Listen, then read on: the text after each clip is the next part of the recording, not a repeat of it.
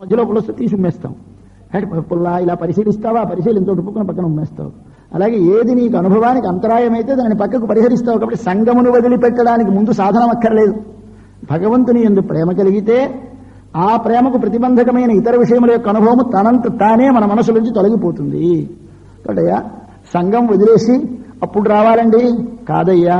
సత్సంగత్వే నిస్సంగత్వం మనకి శంకర భగవత్పాదులు చెప్పారు. ముందు నిస్సంగత్వే సత్సంగత్వం కాదు, సత్సంగత్వే నిస్సంగత్వం. ముందు అన్నీ వదిలేసి పెద్దలను సేవించు కాదు, పెద్దలను సేవించి అన్నీ వదులు. ముందు వీరిని సేవిస్తే వారిని సేవించినందువల్ల వారి యొక్క అనుభవంలో, వారి దర్శనములో, వారి మాటలలో, వారి ప్రీతిలో నీకు మనసు లగ్నమైపోయి ఉంటే ఇతర విషయంలో నీ మనసులోకి రావు, వస్తుంది. ఇప్పుడు మద్భక్త సంగవర్జిత ఎప్పుడైతే ఈ స్థితి కలిగిందో ఏమవుతుంది? స్వామిని ప్రేమించాడు. స్వామి అంటే అన్నిటిలో ఉన్నవాడు, స్వామి అంటే అన్నీ తనలో ఉన్నవాడు. వాడిని ప్రేమించాడు. ప్రేమిస్తే ఏమైంది? నిర్వైర సర్వభూతేషు. ఎవరిని చూసినా రాముడు రాజ్యం చేసే రోజులలో ఒకరినొకరు కొట్టుకునేవారు కారట. ఏమయ్యా అంటే రామమేవానుపశ్యంత నాభ్యహింసన్ పరస్పరం అంటాడు వాల్మీకి. అందరూ చూసేసరికి రాముడు కనిపించేవాడు. రాముడు శత్రువు చూస్తే రాముడు కనిపించేవాడు లోపల. అమ్మ ప్రమాదం, చంపకూడదు, పడిపోయేవాడు. కాబట్టి రామమేవానుపశ్యంత నాభ్యహింసన్ పరస్పరం అంటాడు వాల్మీకి రామాయణంలో. ఇక్కడ అదే చెప్పిన నిర్వైర సర్వభూతేషు.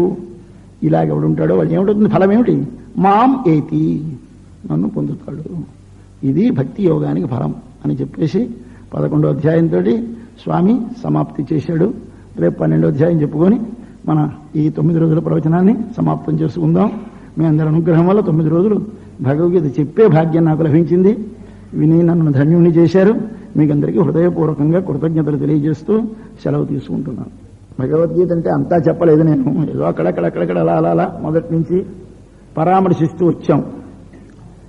అన్ని యోగాలు స్పృశించాం, అన్ని అధ్యాయాల పేర్లు స్మరించాం.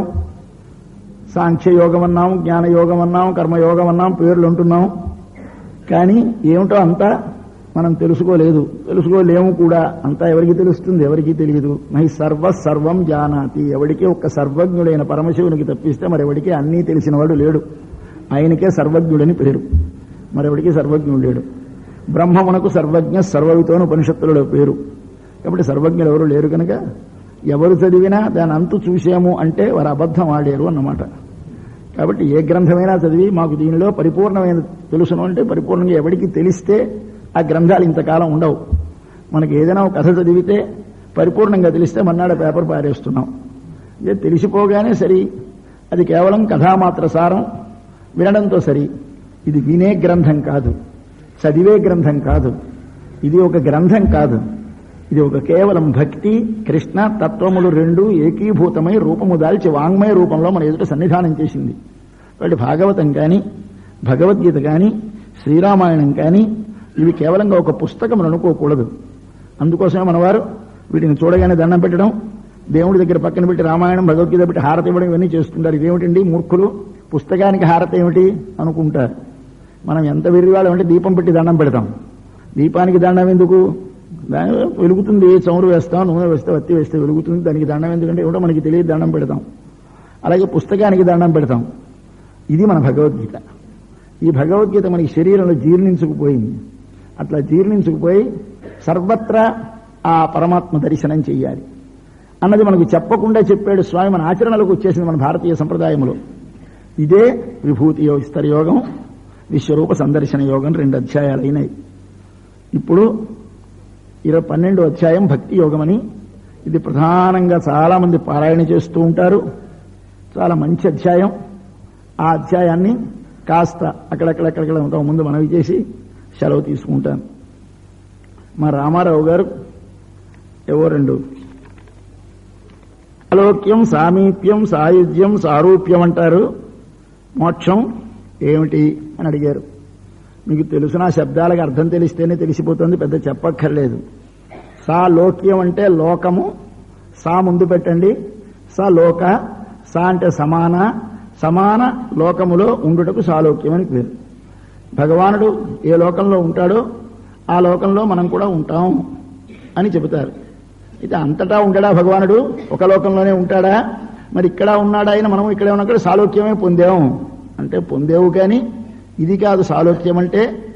ఈ శరీరము నేను అనే భావన నీ లోపల పోయి ఈ శరీరము కంటే వేరు నేనని తెలిసి ఆ లోపల ఉన్న నేను భగవానునికి చెందిన వాళ్ళని తెలిసి భగవానునితో నిత్యయోగము కాంక్షించి భగవాను యొక్క కళ్యాణ గుణములను తెలుసుకుని దివ్యమంగళ విగ్రహమును దర్శించి దానినే తదేక ధ్యానముగా ధ్యానించి వాని అనుగ్రహం చేత ఒక ప్రత్యేకమైన ధామం వానికి ఉన్నది అని భావించేటటువంటి ఒక సంప్రదాయములో వాని లోకము చెందుతారు. కొంతమంది వైకుంఠం అంటే గోలోకం అంటే ఏదో ఆ లోకము చెందుతారు.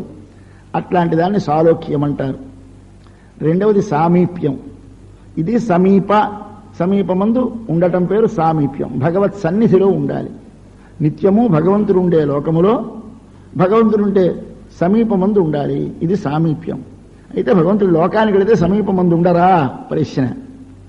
ఇది రెండు రకములని ఈ భక్తి సిద్ధాంతంలో ఈ ప్రకృతి దాటిన తరువాత అవతల కేవలం ఆత్మానుభవం అనుభవిస్తూ ఉండేటువంటి వారు కొందరు ప్రకృతి బంధమును వదిలి ఆత్మానుభవం మాత్రము కాక పరమాత్మను కూడా సేవించి భగవంతుని యొక్క దివ్యమంగళ విగ్రహమును కళ్యాణమును అనుభవించేవారు కొందరుంటారు. కాబట్టి దాని పేరు భగవదనుభవం అంటారు, దీని పేరు ఆత్మానుభవం అంటారు.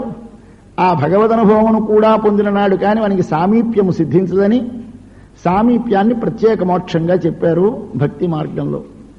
కాబట్టి సాలోక్యం, సామీప్యం. మూడవది సారూప్యం. సారూప్యం అంటే సమాన రూపమును పొందుతాడు. ఆ భగవానుడు ఏ రూపముతో ఉన్నాడని మనం భావిస్తున్నామో, అంటే భగవంతునికి రూపమే లేదు అన్న సిద్ధాంతానికి కావు ఇవన్నీ. భగవంతునికి గుణములే లేవన్న సిద్ధాంతం కాదు, భగవంతునికి లోకమే లేదన్న సిద్ధాంతం కాదు. భగవంతుడు ఒక లోకములో ఒక రూపముతో అక్కడ సన్నిధానం చేసి ఉంటూ తన జ్యోతిర్మయమైన తన తేజోమయమైన శరీరముతో విశ్వమంతా వ్యాపించి ఉంటూ విశ్వాంతర్యామి అయిన రూపం ఒకటి, ప్రత్యేకమైన ఒక అసాధారణ రూపముతో ఒక అసాధారణమైన లోకములో సన్నిధానం చేసి ఉంటాడని సిద్ధాంతములో ఈ భక్తి మార్గనిష్ఠులు ఆ స్వామి సన్నిధికి వెళ్ళి ఆయనతో సమానమైన రూపమును పొందుతారు అని భావిస్తారు. ఇది మూడవది.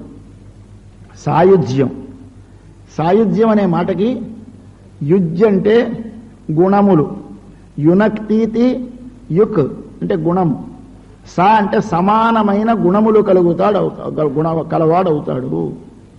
ఇది మనకు ఉపనిషత్తులలో ఏమి మోక్షము అంటే వీనికి స్వస్వరూపావిర్భావం అవుతుంది అని చెప్పారు.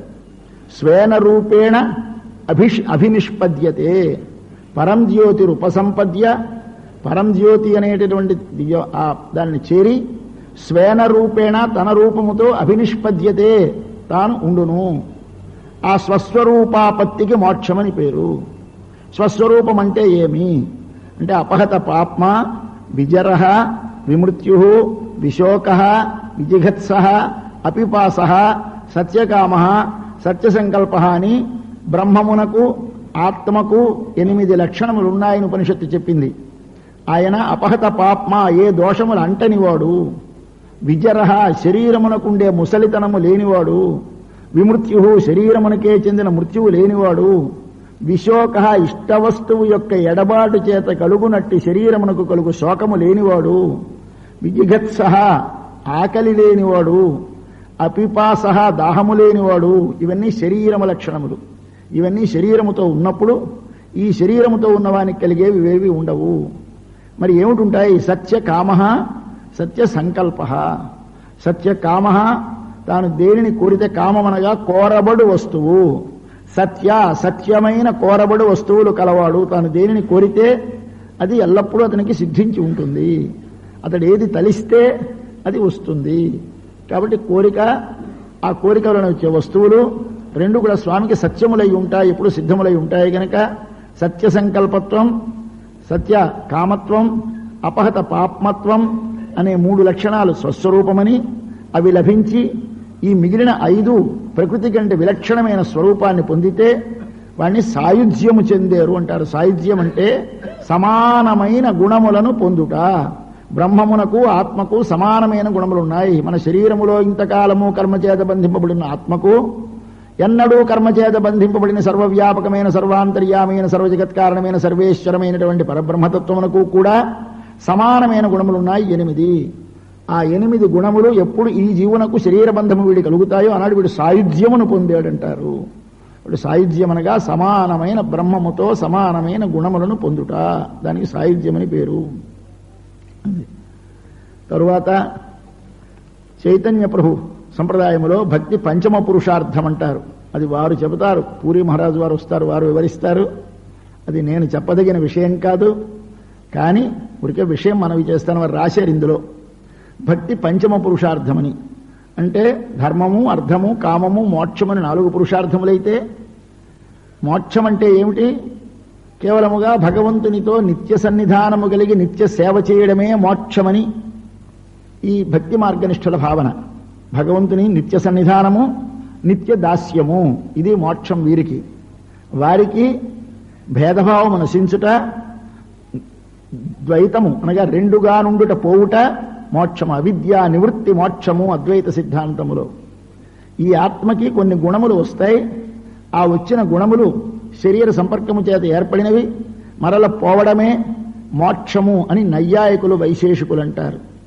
ఈ విధంగా మోక్షం అంటే ఒక్కొక్కరి సిద్ధాంతంలో ఒక్కొక్కటిగా భావించారు. వారు చెప్పినట్టు, మా ప్రసాద్ గారు చెప్పినట్టు అందరం గేటు దాకా వచ్చేవాళ్ళమే కనుక లోపలికి వెళితే ఏమవుతుందో తర్వాత వాడికి అందరికీ దర్శనం అదే.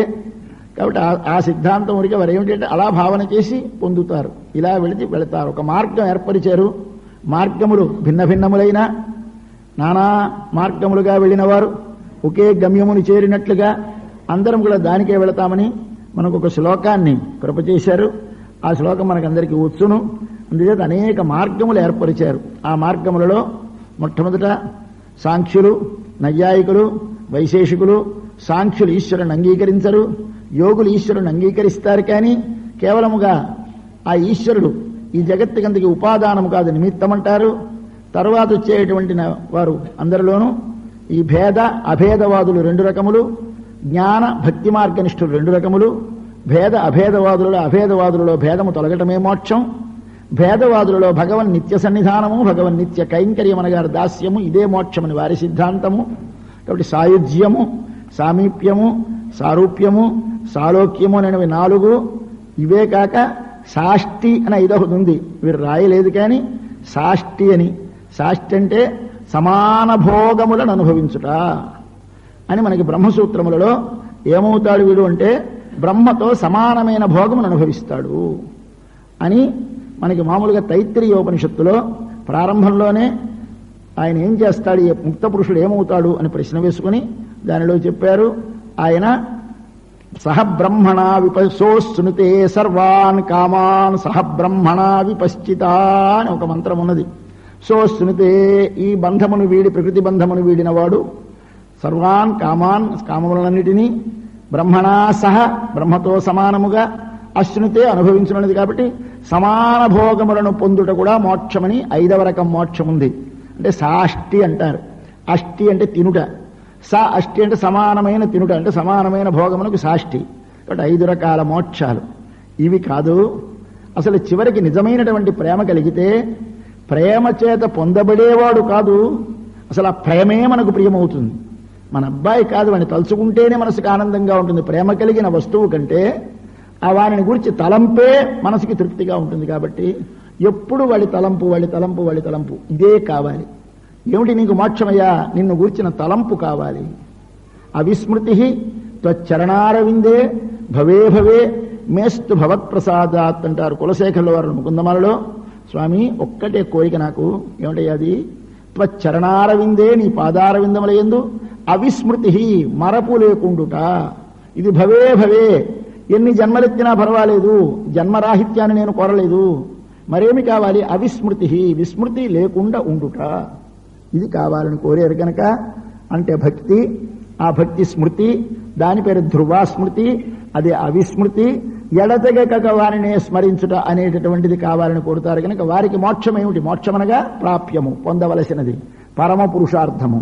పురుష శరీరధారి అయిన జీవుని చేత, అర్ధ కోరపడేది పురుషార్థము. అట్టి వాటిలో ధర్మము మొదటిది, అర్థము కామము తరువాతివి, మోక్షం అనేది 4వది అని చెబితే కాదు. ఈ 4 కంటే మోక్షం అంటే ఏమి అంటే భక్తే. కాబట్టి ప్రేమయే కావాలి. ఈ ప్రేమే పురుషార్థమని భగవద్ రామానుజుల యొక్క దర్శనం. దానినే విస్తృతం చేసి అంతకంటే చాలా విశాలంగా, అంతకంటే స్పష్టంగా, సార్వజనీనంగా ప్రచారం చేసిన వారు చైతన్య మహాప్రభు. కాబట్టి భగవద్ రామానుజుల దర్శనములో, ఈ భక్తి మార్గనిష్ఠుల దర్శనములో ఎవరైనా అందరికీ కూడా విశ్వమును, విశ్వాంతర్యామిని, ప్రేమించుటే పురుషార్థం, మరంతకంటే ఏమీ లేదు. కాబట్టి భగవంతుని భగవద్విభూతిని ప్రేమించుట అది మనకు కావలసింది. అయితే భగవద్విభూతిని ఇప్పుడు ప్రేమిస్తున్నాం, కానీ నాదిగా ప్రేమిస్తున్నాం, వాడిదిగా ప్రేమించాలి. నాదిగా ప్రేమిస్తే బంధం, వాడిదిగా ప్రేమిస్తే మోక్షం. కాబట్టి భగవంతునికి చెందినదిగా విశ్వమును ప్రేమించుట, భగవంతుని విశ్వాంతర్యామిగా విశ్వములో వాడున్నాడు కనుక దీనిని ప్రేమిస్తున్నాం, విశ్వములోనున్న వారిని ప్రేమిస్తున్నాం. ఈ రెండు దశలు కలగాలని ప్రేమయే పురుషార్థమని భగవద్ రామానుజులు ఆ దానినే విస్తారం చేసి చైతన్య మహాప్రభు దానికి ఉపాయం కూడా కేవలం నామ సంకీర్తనమే, అదే మనకు చాలా, అంతకంటే ఏమక్కర్లేదని, నామమే కలికాలంలో అంతకంటే మరి ఏమీ లేదని వారు సిద్ధాంతం చేసి దేశంలో చెప్పారు. దాన్ని ఆచరించారు, అనుభవించారు వారు. అటువంటిది వారి సిద్ధాంతంలో భక్తి పంచమ పురుషార్థము అని చెప్పారు. ఈ విషయాలను గురించి మన రామారావు గారు కొంచెం వివరించమన్నారు కనుక వాటిని ఏదో యథాశక్తి నాకు తెలిసినంత వరకు వివరించాను. దోషములుంటే పెద్దలను అడిగి దిద్దుకుందాం. తరువాత ఈ రోజున మనకి 12వ అధ్యాయం పూర్తి చేసుకొని ఈసారి మనం ప్రారంభించినటువంటి 9 రోజుల కార్యక్రమాన్ని సమాప్తి చేసుకుందామని నిన్న మనవి చేశాను. ఈ 12వ అధ్యాయంలో మొట్టమొదట ఒక సందేహం కలిగింది అర్జునునికి. అయ్యా, 2 రకాలుగా కోరుతూ ఉంటారు. కొంతమంది అవ్యక్తమైన అక్షంటారు, కొంతమంది నిన్ను ఉపాసిస్తారు. త్వాం అంటే నిన్ను అనగానే కృష్ణుణ్ణి చూసుకోండి ఎదురుగా. అంటే ఏమిటుంది వాడికి? ఆయనకు ఒక పేరుంది, ఆయనకు ఒక రూపం ఉన్నది. కాబట్టి నామము రూపము కలిగినటువంటి ఒక నిన్ను ఉపాసిస్తారు కొంతమంది. అక్షరం అవ్యక్తమును ఉపాసిస్తారు కొంతమంది. అక్షరం అంటే మనకి ఈ అక్షరం అన్న పేరు బాగా మన వాళ్ళు అలవాటు చేశారు. అక్షరాభ్యాసం అని పిల్లడికి మనం నేర్పేట అక్షరాభ్యాసం అన్నారు మన వాళ్ళు. అక్షరం అంటే ఇంగ్లీషు లెటర్కి అర్థం ఏమిటో తెలియదు, కానీ అక్షరం అంటే చెరగనిది అని అర్థము, మారనిది అని అర్థము, తరగనిది అని అర్థము. కాబట్టి క్షర్ అంటే జారు, సంస్కృతంలోంచి క్షర్కి తెలుగులో వికారం జారుట. క్షరతి అంటే ఒక దానిలో నీళ్లు పోస్తే కారిపోతే క్షరతి, తెలుగులో ఏమంటారు మీరు? జారుతోంది. ఈ జారడం పేరు క్షర. మనమందరం ఇప్పుడు ఏమై ఉన్నాం? ఎవడమున్నాం? క్షరం అంటే ప్రకృతిలో జారి ఉన్నాం. కాబట్టి మన లోపల ఉన్న ఆత్మకి ఏం పేరు పెట్టాడు భగవంతుడు? క్షర అని పేరు పెట్టాడు. ఈ క్షర కాకుండా దీనిలోంచి పైకి వెళ్ళినటువంటి వాడు అక్షర, అంటే ప్రకృతి బంధములో జారకుండా ఉన్నవాడు, వాడు అక్షరుడు. వాడు అవ్యక్తము అంటే పరిశుద్ధమైన ఆత్మస్వరూపం, ప్రకృతి బంధ వినిర్ముక్తమైన పరిశుద్ధమైన ఆత్మస్వరూపమునకు అక్షరము అవ్యక్తము అని పేరు. అవ్యక్తం అంటే ఇంద్రియములకు గోచరము కానిది, కాబట్టి ఇంద్రియముల చేత గ్రహించటకు వీలు కానిది, ఎన్నడూ ప్రకృతి బంధములోనికి జారనిది, ప్రకృతి వికారములను పొందనిది, సత్వరజస్తమో గుణములు చెందనిది, మార్పులు పొందనిది, నిత్యము ఏకరూపముగా ఉండనిదేదో దాని పేరు అక్షరము. ఈ అక్షరము అవ్యక్తము అని కొంతమంది ఉపాసన చేస్తారు, నిన్నే కొంతమంది ఉపాసన చేస్తారు, భక్తితో నిన్నుపాసన చేస్తారు.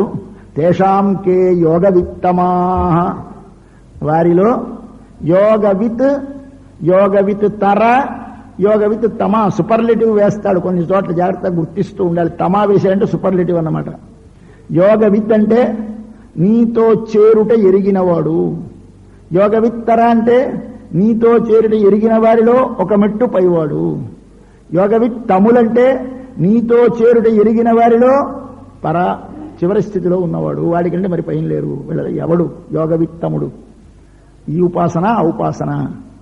ఉపాసన అనేది 2 ఉపాసనలు ఉన్నాయని ఎక్కడా చెప్పలేదు, అందరికీ బ్రహ్మోపాసనమే. అయితే బ్రహ్మోపాసనము చేసి దానివలన పరిశుద్ధాత్మస్వరూపమును అనుభవించాలి. కేవలం దానికంటే వేరేది మనకు లేదు కనుక ఆత్మానుభవం కంటే గొప్పది లేదు, అదే సుఖమైనది, అదే ఆనంద స్వరూపము. జ్ఞానం కనుక జ్ఞానానంద స్వరూపమైన ఆత్మనే అనుభవించాలని కోరుతారు కొంతమంది. ఒక రూపముతో నామముతో గుణములతో కూడినటువంటి ఒక తత్వమును అనుభవించాలని కోరుతారు కొంతమంది. దానిని భక్తి మార్గమని, దీనిని జ్ఞాన మార్గమని అంటారు. ఈ రెండిటిలోనూ ఏది నీకు దగ్గరగా చేరుస్తుంది అని అడిగారు. అంటే వీళ్ళు నన్నే పొందుతారు, కానీ వాళ్ళకి కొంచెం కష్టం ఎక్కువ, వీళ్ళకి తేలిక అన్నాడు స్వామి. అంచేత ఇందాక మా ప్రసాద్ గారు చెప్పారే, ఎక్కడికి వెళ్తామో మనకెందుకు గేటు దాకా పోదామన్నారు. కాబట్టి భక్తి మార్గంలోనూ జ్ఞాన మార్గంలో రెండింటిలో పయనించిన వారు కూడా నాకే వస్తారు. మయ్యావేశ్య మనో ఏ మాం నిత్యయుక్తా ఉపాసతే శ్రద్ధయా పరయోపేతా తే మే యుక్త తమాహమతాః. దానికి సమాధానం చెబుతూ యుక్త తమాహమతాః, వారు నాతో చేరిన వారిలో తమా ఎవరయ్యా? నేను ఎదురుగా కనిపిస్తాను, రూపముంది, గుణములున్నాయి, ఇది ఇప్పుడు కనపడ్డండి అనుకుంటారు. ఒక రూపమును పెట్టుకుని మీరు ఇప్పుడు ఆరాధిస్తే మీరు ఆ రూపములో పెట్టుకుని భావించినప్పుడు అది విగ్రహము కాదు. ఏ యథా మాం ప్రపద్యంతే తాం తథైవ భజామ్యహం. నువ్వు దాన్ని కృష్ణ రూపముతో భావించి కృష్ణనామముతో పిలిచి కృష్ణ భావనతో భక్తి చేస్తే ఆ స్వామి కదులుతాడు, ఆడుతాడు, పలుకుతాడు, మాట్లాడుతాడు, నవ్వుతాడు. రామకృష్ణ పరమహంస ఆరగింపు పెడితే కాళీమాత భుజించింది. ఎలా తినదండి? విగ్రహం తిండిదా? మనం పెడితే తింటుందా? తినదు. మన ప్రసాదం మళ్ళీ మనకే వచ్చేస్తుంది. ఏమిటి కారణం? మనకి భావన లేదు. కాబట్టి ఎవరైతే కేవలము దానిలో ఉంటారో వారికి నేను ఇక్కడే దర్శనమిస్తాను, వారిని పొందుతాను కనుక వారు నన్ను యుక్తతమా, పొందిన వారిలో వారు చాలా పైమెట్టు వారు. ఇది మరి రెండో వాళ్ళు నన్నే పొందుతారు. కానీ యత్వక్షరం అనిర్దేశ్యం అవ్యక్తం పర్యుపాసతే సర్వత్రగం అచింత్యంచ కూటస్థం అచలం ధ్రువం. వారు కూడా తే ప్రాప్నువంతి మామేవా, వాళ్ళు నన్నే పొందుతారు. సర్వభూత హితేరతాః, వాళ్ళు సర్వభూతముల యొక్క హితమును కోరుతారు. వాళ్ళు ఉపాసించేది మాత్రం ఇటువంటి దానిని నేను పొందాలి, ఇటువంటి దానిని నేను పొందాలి అని కోరుతారు. మనం ఏ రకముగా కోరితే ఆ రకమైన దాన్ని అనుగ్రహిస్తాడు స్వామి. అది ఆయనలో ఉన్న గొప్ప. అయ్యా నాకు ఇది కావాలి అంటే ఇస్తున్నాడు కదండి. మనకి పిల్లలు కావాలని వెళితే పిల్లల్ని ఇస్తున్నాడు, పరీక్ష పాస్ అవ్వాలంటే పరీక్ష ఇస్తున్నాడు, లేదు మాకు డబ్బు రావాలంటే ఇస్తున్నాడు, ఉద్యోగం అంటే ఇస్తున్నాడు, ప్రమోషన్ అంటే ఇస్తున్నాడు. వేది కొడితే ఇవ్వలేదా? అలాగే ఇస్తాడు. కొంతమంది ఏమంటారు, స్వామి నీతోనే నిత్యము చేరి నిన్నే సేవిస్తూ అనుభవించాలి అంటారు. వారు నాతో చేరుతారు. నాతో అంటే ఎదురుగా రథము మీద నొగల మీద కూర్చున్న కృష్ణుడు. రెండవ వారు కూటస్థం అచలం ధ్రువం అక్షరం అనిర్దేశ్యం అవ్యక్తమును మేము పొందాలి. ఇది ఉపాసన అంటే. ఉపాసన అంటే మనము దేనిని పొందవలనని కోరుతామో దాని యందు మనసును దగ్గరగా నిలుపుట, ఎడతెగక నిలుపుట. ఉప ఆసన. ఉప అంటే దగ్గరగా, ఆసన అంటే ఉండుట. ఆసనం అంటే కూర్చోవడం కదండి. ఎక్కడ మకాం వేయాలి మనం వెళ్ళి? మన మనస్సులో ఏ వస్తువు మన చేత పొందబడదగినదో దానినే ఎడతెగక స్మరించాలి. ఈ ఎడతెగక స్మరించే దానిని పొందాలని ఎవరిని ప్రార్థిస్తాం? అందరూ బ్రహ్మనే ప్రార్థిస్తారు. వారు బ్రహ్మనే ఉపాసన చేస్తారు, వీరు బ్రహ్మోపాసనమే. కానీ పొందేటప్పుడు వారు దానిని పొందాలంటారు, వీరు నన్ను పొందాలంటారు. కాబట్టి నన్ను పొందాలని కోరేవారిని భక్తులు అంటారు, ఆ ఆత్మస్వరూపాన్ని పొందాలన్న వారిని జ్ఞానులు అంటారు. ఇంతే తేడా. కానీ ఇద్దరూ జ్ఞానులే, ఇద్దరూ భక్తులే. వారికి భక్తితో నన్ను సేవిస్తారు, పొందేది మాత్రం అక్షరం అనిర్దేశ్యం అవ్యక్తం. వీరికి నన్నే ఉపాసిస్తారు, నన్నే పొందుతామంటారు. వీరికి పొందేది పొందించేది నేను, వారికి పొందించేది నేను, పొందబడేది మాత్రం నేనుగా. ఇది ముందు మెట్టు, దీనికంటే పైన ఒకటి ఉంది, దానిని పొందుతారు. కాబట్టి వారి స్థితిలో వారికి అక్షరం అనిర్దేశ్యం అవ్యక్తం వారికి ప్రాప్యం. కానీ ఉపాసన నన్నే. ఇద్దరూ బ్రహ్మోపాసనమే, నేనే బ్రహ్మని. కానీ ఆ బ్రహ్మని నన్ను ఉపాసన చేసి కొంతమంది దానిని ఆత్మస్వరూపాన్ని దర్శిస్తారు, కొంతమంది నన్నే దర్శించి నన్నే అనుభవిస్తారయ్యా. ఇద్దరికీ నేనే గమ్యం, సేవింపబడేవాడిని నేనే. ఆరాధింప ఉపాసన అనగానే మీకు ఇప్పుడు నిర్గుణమునకు ఉపాసన ఉండదు. నిర్గుణము అంటే ఉపాసన ఉండదు. నిర్గుణోపాసన అన్నమాట తప్పు. నిర్గుణంగా ఉపాసన ఏమిటి? ఉపాసన అనగా నిర్గుణం అనగానే రెండు లేవు కదా. రెండు లేకపోతే ఉపాసించేవాడు ఉపాసింపబడేవాడు ఇద్దరు లేరు. భక్తి ఉన్నంతసేపే ఉపాసించేవాడు ఉపాసింపబడేవాడు. ఈ భక్తితో తాను ఉపాసించి మొదట ఒక లక్ష్యం ఏర్పరచుకోవాలి. నేను స్వామి అక్షరం అనిర్దేశ్యం అవ్యక్తమైనటువంటి స్వరూపాన్ని నేను అనుభవించాలి అని కోరి దీనిని ఉపాసిస్తాడు. సిద్ధించేది అది. వీడు నిన్నే ఉపాసించాలంటాడు, వీడికి సిద్ధించేది ఇది. అందుచేత ఇద్దరికీ నన్నే ఉపాసిస్తారు. కానీ ఈ శరీరముతో ఉండగా మన మనఃప్రవృత్తి ఎప్పుడూ ఒక నిరూపమైన నిర్గుణమైన తత్వముందు నిలవడం కష్టం కనుక వారికి క్లేశ అధికతరస్తేషాం. వారికి క్లేశం కొంచెం ఎక్కువ. వీరికి హాయిగా ఎదురుగా నేను కనిపిస్తూ ఉంటాను, సుఖం కదా. ఏదో లేనిది ఒకటి పెట్టుకొని అది ఒక ఊహించుకున్నటువంటి ఒక వస్తువుని కల్పించుకొని ఆ లేనిది రూపము లేదు, గుణము లేదు, ఏమి లేదు, అటువంటి వస్తువుని నేను పొందాలంటే ఏమిటది అంటే చెప్పలేడాయే. కానీ అటువంటి స్థితి ఉన్నది అని ఉపనిషత్తులు చెబుతున్నాయి. అటు దానిని పొందాలని నన్ను ఆశిస్తారు. వారు పొందుతారు, కానీ వారికి క్లేశం ఎక్కువ. అయితే మరికొంతమంది నన్నే ఉపాసిస్తారు. కర్మలు చేస్తారు. చేసిన కర్మలన్నీ నాయందే సమర్పిస్తారు. ప్రతి కర్మ తాను చేసే సర్వవ్యాపారములను నాయందే సన్యసిస్తారు. సన్యసించడం అంటే నాయందు సమర్పిస్తారు. సత్ న్యాసము, సన్యాసము. సత్ అనగా పరబ్రహ్మము. సత్ ఓం, తత్, సత్ అని బ్రహ్మకు 3 పేర్లు. అందులో సత్ అనే పేరు కలిగినటువంటి పరమాత్మ యందు న్యాసం అనగా అర్పించుటకు, ఉంచుటకు సన్యాసం అని పేరు. వాళ్ళు సర్వకర్మలు చేస్తారు. మయి సన్యస్య, కర్మ యొక్క ఫలము నేను. ఎవరి కొరకు చేస్తాడయ్యా? నా కొరకే. ఏం చేస్తాడైనా? నా పనిని. కాబట్టి వాడు చేసే మత్పరాహ, అవి 2. మయి సన్యస్య, మత్పరాహ, ఈ 2 చేసినటువంటి వాళ్ళు ఉంటారే, వాళ్ళు వాడికి ఏ విధమైన ఇతరమైన దేనితోటి మనసు కదలదు, చేరదు. ఎంతసేపు వారికి బ్రహ్మోపాసనము కాని ప్రాప్యము, నిర్గుణమైన అక్షరమైన అవ్యక్తమైన అనిర్దేశ్యమైన ఒక తత్వం, ఆత్మతత్వము వారికి ప్రాప్యము. వీరికి ప్రాప్యము వేరు, ప్రాపకము వేరు కాదు. ఉపాసన చేయబడే వస్తువు నేనే, ఉపాసించిన తర్వాత పొందవలసిన వస్తువును నేనే. ఇది నా స్థితి. ఇంకైతే ఇటువంటి వారికి మరి ప్రతిబంధకం ఎలా తొలుగుతుంది అంటే, నేనే వారికి ఏం శ్రమక్కలే. వారు ఎప్పుడైతే నిత్యమునాయన్నాడు, తేషామహం సముద్ధర్త మృత్యు సంసార సాగరాత్ భవామి నచిరాత్ పార్థ మయ్యావేశిత చేతసా. మనసు నాయందే నిత్యము పెట్టుకుని నన్నే ధ్యానము చేస్తున్నటువంటి వారికి మృత్యు సంసార సాగరాత్, మృత్యువైన సంసారము. మృత్యువు సంసారం 2 కావు, 2 ఒకటే. సంసారం అన్నా మృత్యువన్నా ఒకటే. 2 అనుకోని మృత్యువు నుండి సంసారం నుండి, కాబట్టి మనకి సావు లేకుండా చేస్తాను, ఆయన సేవిస్తాం, అక్కడికి తెచ్చిపోతే దేవుణ్ణి తిడతాం. కాబట్టి మృత్యువు నుంచి ఉద్ధరించడు, మరేమిటి ఉద్ధరిస్తాడు? సంసారము నుండి ఉద్ధరామి. సంసారమే మృత్యువు. మృత్యు అంటే ఏమిటి అంటే, సనత్సు జాతీయంలో ప్రమాదం వై మృత్యుమహం బ్రవీమి అంటారు. సనత్సు జాతుల వారు ధృతరాష్ట్రుడి దగ్గరికి పిలిపించి, ఆయనకి రాత్రి ఆయన యుద్ధం వచ్చేస్తోంది, కొడుకులు చచ్చిపోతారేమని బెంగ కలిగి, అయ్యా ఏమిటో చాలా గాభరాగా ఉందో, నిద్రపడడం లేదు అన్నాడు ఆయన పాపం విదురుడితోటి. నేను చెప్పకూడదండి మీకు, కానీ చెప్పిస్తానండి అని సనత్సుజాతుడిని పిలిపించాడు. ఆయన వచ్చాడు. ఏమిటి నీ సందేహం అన్నాడు. ఏమిటో అసలు మృత్యువు యొక్క రహస్యం చెప్పమన్నాడు. ఏమి లేదు, ఒక్క మాటలో చెప్తాను, ప్రమాదమునకు మృత్యు అని పేరు అన్నాడు ఆయన. తేలిగ్గా ఒక్క మాటలో చెప్పేశాడు, ప్రమాదం వై మృత్యుమహం బ్రవీమి. ప్రమాదం ఏమిటి? ప్రమాదం అంటే మనకి తెలుగు చెప్పడం తెలియదు కాబట్టి ఇంగ్లీష్ తెలుసు, డేంజర్. ప్రమాదం అంటే ప్రమాదమే. ఇలాగే ఉన్నాయి చాలా మాటలు మనకి తెలుగులో అర్థం తెలియదు. ప్రేమ అంటే ఏమిటంటే లవ్ అనాలి, అందం అంటే ఏమిటంటే బ్యూటీ అనాలి. అంతేకాని దాన్ని మళ్ళీ తెలుగులో మరో మాట లేదు, మనకి తెలియదు పాపం, అంత అధ్వానంగా ఉంది మన స్థితి. కాబట్టి ఇప్పుడు ఏమైనా మృత్యు అంటే ఏమిటండి, ప్రమాదం అంటే ఏమిటి? డేంజర్ కాదు. ప్రమాదం అంటే మనకి అర్థం రాశాడు, ప్రమాద అనవధానత, అవధానము లేకపోవుటకు ప్రమాదం అని పేరు. అవధానం అంటే మీరు కాన్సన్ట్రేషన్ అంటారే, ఒక వస్తువు నీ చేత సంతతము ఉన్నదని గుర్తింపబడుతూ ఉండాలి. ఒక వస్తువే ఉన్నది, ఈ ఉన్న వస్తువు ఉన్నదని గుర్తింపబడటానికి అవధానం అని పేరు.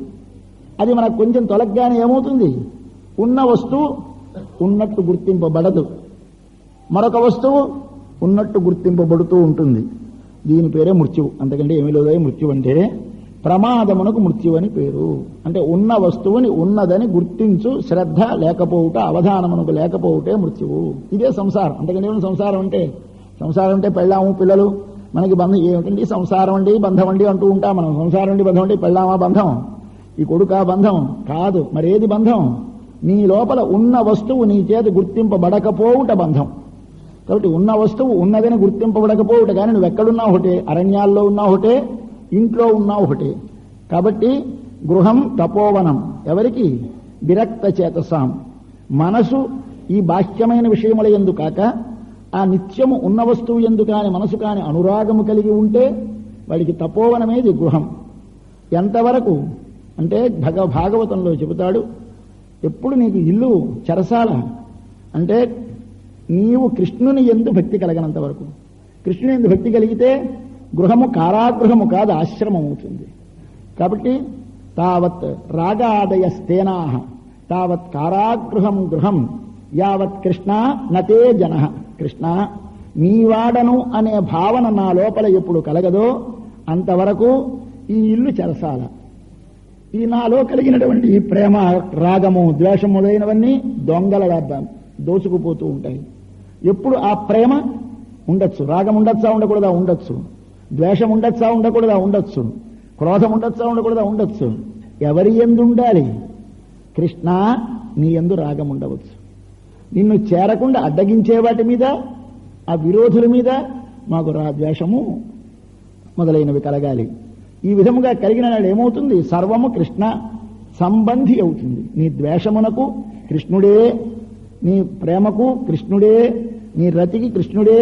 కాబట్టి 5 రకముల భక్తులున్నాయని మనవారు చెబుతూ ఉంటారే. కొంతమంది ఏమో ప్రేమించారు, కొంతమంది కామించారు, కొంతమంది మైత్రితో వెలహించారు, కొంతమంది స్వామి దాస్యం చేశారు, కొంతమంది తల్లి పిల్లని ప్రేమించినట్టు ప్రేమించారు, కొంతమంది భర్తను ప్రేమించినట్టు ప్రేమించారు. అందరిది ప్రేమే, ఏకరూపమే. ఈ ఏకరూపమైన ప్రేమకు ఫలం ఒక్కటే, కానీ విషయము మాత్రము ఒక్కటి కావాలి. ఆ విషయం ఒకటైన నాడు ఇవి భిన్న భిన్నం. అంటే చెయ్యి అంటుంది అది, అంటే అది దాని పేరు బుద్ధి. ఇది ఒక మాట చూడాలి అనిపిస్తుంది, చూస్తాం.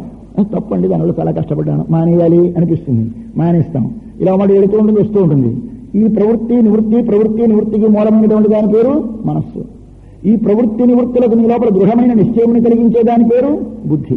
కాబట్టి మయ్యేవ మన ఆధత్స్వ, మనసును నా మీదే పెట్టు. మయి బుద్ధిం నివేశయ, నాయందే నీ బుద్ధిని నిలుపు. తర్వాత ఏమవుతుంది? నాలోనే నువ్వు ఉంటావు. నీలో నేనుండడం కాదు, నివశిష్యసి మయ్యేవ. ఇది చాలా అందమైన మాట. నీలో నేనుంటాను, నీకు ఎప్పుడు నేను జ్ఞాపకం వస్తున్నాడు, నాలోనే నువ్వు ఉంటావు. దీనికి కులశేఖరుడు గారు ముకుంద వాళ్ళలో అందమైన మాట అన్నారు. స్వామి,